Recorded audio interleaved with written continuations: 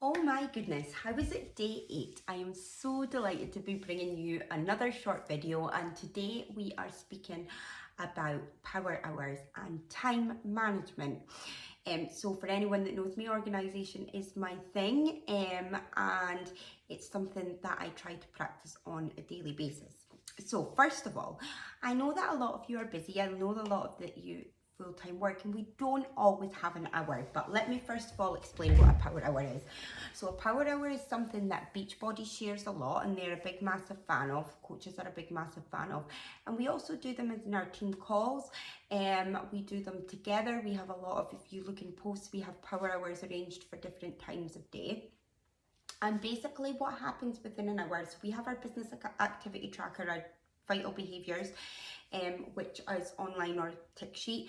And basically what we do, whether it be alone or with others, but we pick our first task that we're going to do. I always say start with the hardest thing, and we set an alarm for 5 or 10 minutes or 15 minutes, depending on what it is and how big a task it is. And then we just get on with nothing but that task for that allocated time.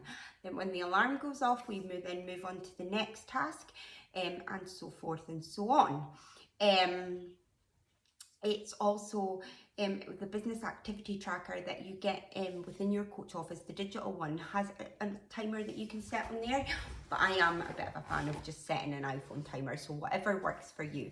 So you would have your list of things that you want to do, how long that you're going to spend on them, and you would set your timer.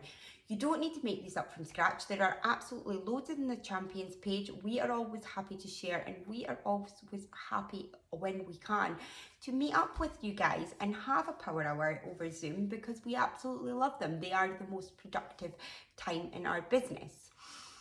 Okay, so not everybody has an hour to spend, and that is absolutely fine. You can break your tasks down into times that you've got. So if you've got a spare half an hour, you can say, right, I'm going to spend 15 minutes clearing my inbox, and I'm going to spend 15 minutes doing connections. You set your first alarm for 15 minutes, you do nothing but that task, and then your next one for 15 minutes, nothing but that task. If you've only got a spare 15 minutes and you've got 4 things to fit in, then you're only spending about 4 minutes on each task, or maybe 10 on one and then the 10 on the other 3. But still set your alarm.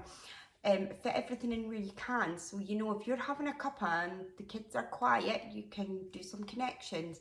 If you know you've only got 5 minutes, you will be more productive in working that time. So the power hour can be split up. It doesn't need to all be done at once. And I suppose that kind of leads on to time management anyway. So for me, I'm a highlighter girl. I am in the fortunate position that I am a stay-at-home mum, but I do run a PT business as well, and I do solo parent for more than half the year. So for me, having a plan is absolutely essential. So I have a plan of all my personal and work commitments, including coaching. And then I have a planner that I use. If you'd like any details on that, please let me know. Sorry, that was a bit of a faff. And I do on a Sunday, I plan for at the start of the month, I try and lay out my posts. And then on a Sunday, I do some bits and pieces. And then the night before, I make sure that my list is written out for the next day, so I know exactly what I'm doing. You have to find some kind of consistency in your time. So if you need to figure out what you can do on what days, and what days you can post on, and what days you can do more stories, and try and be consistent in that. But then obviously sometimes plans change, so don't worry about that as well.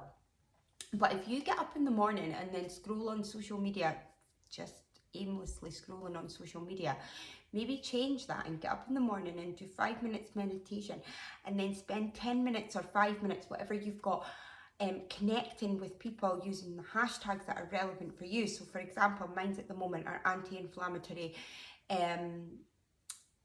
physiotherapy, mobility, mum life, stay-at-home mum, things like that.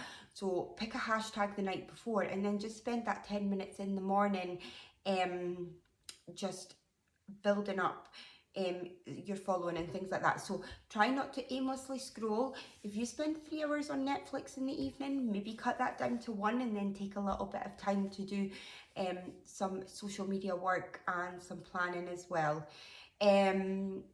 You can have a full-time job and do this business. It's just finding what works for you. You technically only need an hour to run this business. If you don't procrastinate, you can get a lot done in that hour. And some of the tasks that are maybe taking you 20 minutes at the moment, like your stories and your posts, you're going to shorten down that time as well. If you'd like to know anything about my planners, anything about how I organise my time management, please let me know. But remember, set your alarms, be intentional and present in the tasks that you are doing, and don't procrastinate. And remember, if you do, it happens to the best of us. It's just try not to do it too often. Any questions about any of that, please just let me know.